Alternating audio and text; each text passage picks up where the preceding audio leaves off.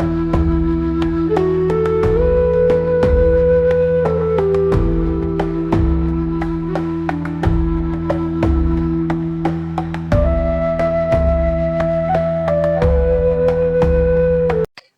sejam todos bem-vindos ao nosso podcast. Um espaço de diálogo e valorização da educação indígena. E eu sou a Larissa. Eu sou a Thalia e hoje vamos conversar sobre um tema muito importante, a educação escolar indígena e a bem-sucedida no município de Cidrolândia, com avanços e desafios locais. E para essa conversa, temos a honra de receber o professor Maioque Rodrigues Figueiredo. Seja muito bem-vindo, professor. Boa tarde a todos. A Thalia, acadêmica da Universidade Federal. Larissa também, acadêmica da Universidade Federal, no curso de Pedagogia. Então tá. Primeiro, prazer de estar aqui com vocês, fazendo um bate-papo relacionado à educação escolar indígena. Meu nome é Maioque, sou o professor Maioque Rodrigues Figueiredo, e a minha formação é normal superior. Fiz uma especialização em antropologia social, mestrado em educação. E atualmente sou professor efetivo da Escola Flaviana Cacique João Batista Figueiredo, daqui da aldeia Tereré, município de Cidrolândia, e também sou convocado como coordenador de práticas inovadoras na Escola Estadual Flaviano Alcântara Figueiredo. E a minha trajetória na educação, ela começa antes mesmo da minha formação, da minha graduação, como lideranças e sempre atuando na frente principalmente de construir, de trazer a escolarização para dentro da nossa comunidade. Começa aí. Aí ela vai se fortalecendo nos movimentos, a escola, a Constituição vai se fortalecendo ao longo da nossa história de liderança, de cacique, depois como professor formado já, e estamos até hoje aí, ainda em construção dessa educação escolar indígena, não só aqui na nossa comunidade, mas que todos os territórios indígenas do Brasil ainda trabalham para a criação, para o desenvolvimento dessa educação dentro do território. Mas vamos lá conversar com vocês, quero ouvir as perguntas e vamos ver o que a gente pode estar conversando aqui com vocês. Gostaríamos de entender melhor sobre a formação dos docentes no município de Cidrolândia. Então vamos com a primeira pergunta.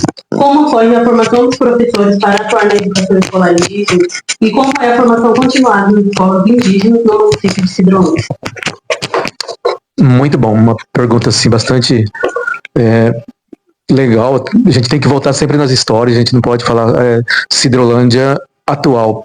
Tá? Cidrolândia, lá atrás, ela não reconhecia as populações indígenas no município de Cidrolândia.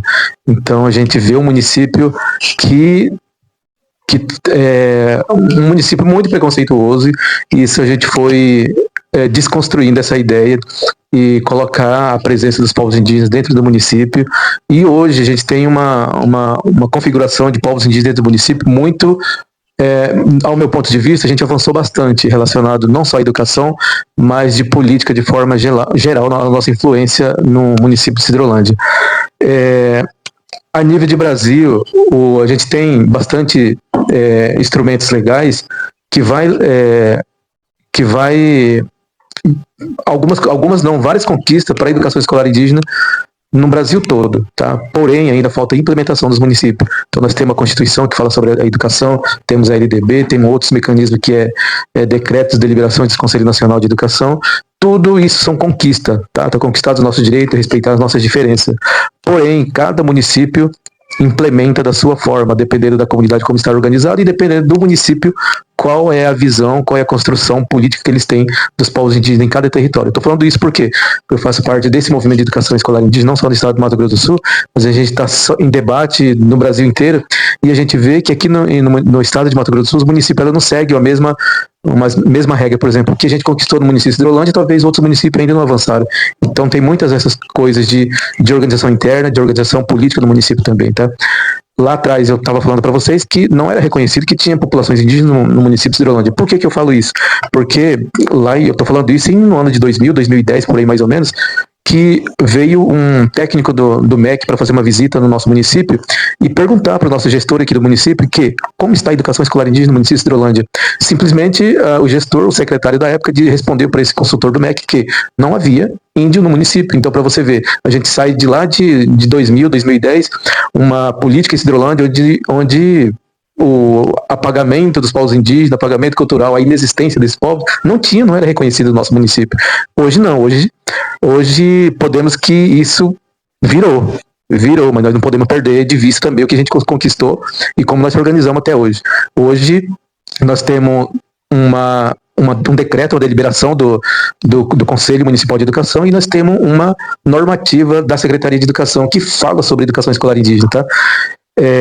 Dentro do município. Então, lá de trás, o não reconhecimento da existência dos povos indígenas no município, e hoje a gente tem duas normativas de deliberação do Conselho e da própria Secretaria de Educação, então isso já mostra que, politicamente, o município está enxergando os povos indígenas aqui, tá? Formação, penso eu que vocês, assim, como que tá a Universidade Federal, como que a Universidade Federal trata as questões indígenas dentro dos cursos de licenciatura, por exemplo? Na minha época, era coisa básica e os professores não eram preparados para isso, tá? Então, para falar sobre questões indígenas na universidade, nós não aprendemos nada dentro da universidade. A gente vai aprender o quê?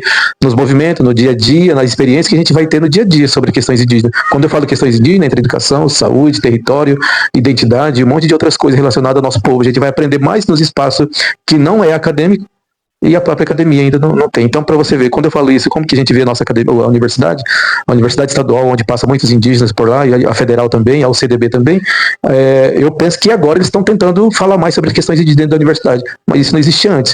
E aí a gente fala, se a universidade já não falava isso, um município vai falar sobre questões indígenas, uma secretaria que os gestores não estão nem aí, que acha que tudo que a gente fala sobre lei, sobre nossos direitos, eles pensam que a gente está tirando da nossa cabeça, eles não têm informação para aquilo. Então, hoje está mudando por quê? Porque a gente tem um representante legislativo no município, a gente tem os professores nos conselhos, a gente tem os professores conversando mais com o prefeito, com a secretaria e outros espaços para falar, não, nós estamos aqui, nós existimos e nós temos nossos direitos. É briga todo dia para a gente falar isso aqui é nosso direito, isso aqui tem que fazer, é assim que a coisa funciona. Formação que você perguntou, estou falando tudo isso para falar só de formação. Não tem formação específica para os professores, formação continuada, por exemplo. Tem a formação inicial, pode considerar essa nossa formação inicial, que a gente está na universidade, é uma formação inicial, tá? No município a gente tem aquela jornada pedagógica, aquela jornada formativa que nós estamos tentando mudar isso. Lá atrás a gente ia para uma formação que não falava nada sobre questões indígenas. Agora que a gente está trazendo a nossa formação, a nossa jornada pedagógica para dentro da nossa aldeia, para dentro da nossa escola, para falar um pouquinho sobre nós mesmos, tá? Então, penso assim, que as universidades precisam mudar, precisa trazer mais a temática indígena dentro da universidade para falar sobre formação de professores, e os municípios também precisam se preparar mais. Então, tudo que a gente faz é por nós mesmos, os outros não vêm trazer para a gente essa formação. A segunda pergunta também, né, que eu quero falar com o senhor, quais foram e quais são os principais desafios enfrentados pelas escolas indígenas no município? O senhor já falou um pouco, né, mas agora, atualmente, o que o senhor acredita que está sendo mais difícil para as escolas daqui? Bom, que nem as minhas falas, a gente sempre vai voltar a gente tem que trazer na memória as histórias que nós passamos. Eu estou falando isso porque eu cheguei na comunidade, eu tinha 10, 12 anos de idade, essa comunidade que foi construída como aldeia urbana lá na década de 80. Tá? Então a gente era crianças, e quem tomava conta das lideranças, que fazia os movimentos da liderança interna, da organização interna, eram nossos tios, nossos pais, os nossos avós, sem nenhuma formação, sem nenhum tipo de estudo, letramento, essas coisas. Eles tinham uma formação de experiência de vida deles, a leitura de mundo que eles tinham, e eles falavam assim, a gente está construindo essa comunidade aqui para que nossos filhos ou nossos netos possam estudar mais, porque no território onde eles estavam, a educação era fornecida até a quarta série. Naquela época não tinha o quinto ano, era até a quarta série. E dali para frente não podia estudar mais, tinha que vir para a cidade. Aí eles vieram e criaram a aldeia e falaram assim, então o objetivo de a gente estar aqui é a formação dos nossos filhos, é a educação. Assim foi na cabeça deles, e colocava a gente nas escolas lá dos não indígenas. E aí, então, lá no começo, qual a dificuldade? Construção de escola, criação de escola, formação de professores. Então, lá, eu tô falando isso, lá atrás foi difícil isso pra gente, tá? Onde a gente vai reivindicar os direitos? Ninguém sabia de nada, não tinha formação política, não tinha uma formação sociopolítica, ou uma filosofia, como que a gente enxergava, enxergar a sociedade onde a gente está vivendo. compreender essa sociedade. Então isso era muito difícil para gente. Hoje, se você for me perguntar onde que você vai, eu sei qual instituição procurar, eu sei onde reivindicar, eu sei onde buscar meus parceiros, tá? As próprias universidades são parceiras, a FUNAI é parceira, o Ministério Público é parceiro, então a gente sabe onde buscar hoje todas as parcerias para a gente implementar a política dentro do município. Então lá atrás, a nossa dificuldade é que era leigo em termos de direitos. Hoje, nós temos o direito, nós temos que implementar, e essa implementação ela não acontece porque eu quero, porque a comunidade quer. Acontece quando a gente está organizado, a gente compreende nossos direitos, a gente se organiza e a gente vai para o embate. Esse mostra inicialmente fortalecendo a cultura indígena. E eu vou começar com a terceira pergunta. Existe alguma diferença da BNCC entre escola indígena e não indígena? Quais são os produtos de mercado? Não tem uma BNCC indígena. A BNCC é aquela norma para o território nacional. E aí os estados e municípios vão produzir os seus conforme a demanda de cada região. As questões indígenas entram lá nas questões esqueci o nome, das áreas diversas, alguma coisa lá, eu esqueci o nome, como falar, se eu lembrar eu volto a falar. Mas assim, a BNCC ela foi construída, eles colocam lá, através de muito debate, foi construída a BNCC. O direito da educação escolar indígena ela está na Constituição, está na LDB, ela está nos mecanismos internacionais também, na OIT e na ONU, esqueci outra sigla, que é o mesmo segmento da ONU lá, onde os direitos indígenas estão assegurados. E isso que a gente tem que fazer o quê? Se a gente tem um direito que está lá na Constituição Federal, estão nos mecanismos federais, o Estado tem que organizar e os municípios têm que se organizar, tá? Agora, lá em 2010, eu falei que não existia indígena aqui em Cidrolândia. A gente estava aqui, mas para os gestores não tinha. Como que a gente tem uma Constituição que fala que a gente tem direito disso, na LDB tem direito a isso, e vários outros mecanismos falando que nós temos direito, inclusive os internacionais, e uma gestão vem e fala assim, não existe indígena aqui. Tá? Então nós temos mecanismo hoje, e a BNCC, ela que vai dar essa base para o território nacional, mas para as questões indígenas ainda está muito distante de acontecer, conforme a cada comunidade quer planejar a sua educação, porque isso é garantido a especificidade de cada território. Tá? Tereré tem um projeto de comunidade, a BNCC vai atender? Outro território talvez tenha outros projetos de comunidade. Será que a BNCC vai atender? E isso a BNCC não fala. Tá? Então a BNCC ela vem falando muito sobre, nós temos que aprender a cosmovisão, as mitologias, está muito ligado às questões mitológicas ainda dos povos indígenas. Mas nós temos um projeto de futuro que não entra na área da mitologia. Tá? Nós queremos ser médico, engenheiro, advogado e não sei o quê, mas não deixar o nosso lugar, o nosso território, o nosso modo de viver, o nosso sistema de viver, a nossa visão de mundo. Tá? Tanto é que hoje é muito debatido sobre as questões climáticas, as populações indígenas, a filosofia indígena, o modo como os povos indígenas vivem é a forma que mais preserva o meio ambiente. É essa filosofia que a gente está querendo pôr para o futuro do Brasil. Por isso tem aquele bordão lá das nossas grandes lideranças. A resposta somos nós, porque a nossa filosofia de vida agride menos a natureza do que os ocidentais ou os capitalistas. Por aí. Tem uma fala, porém, é uma fala porque eu penso no coletivo, mas tem indígenas e tem não indígenas também que criticam essa lei, essa posição. Por exemplo, nós temos a nossa escola. Em 2010 eu estava formando, só que a nossa escola é antes de 2010, então lá para trás não tinha professor formado. Tá? Eu dei aula sem formação, outros deram aula sem formação, e hoje ainda a gente tem alguns dando aula em processo de formação.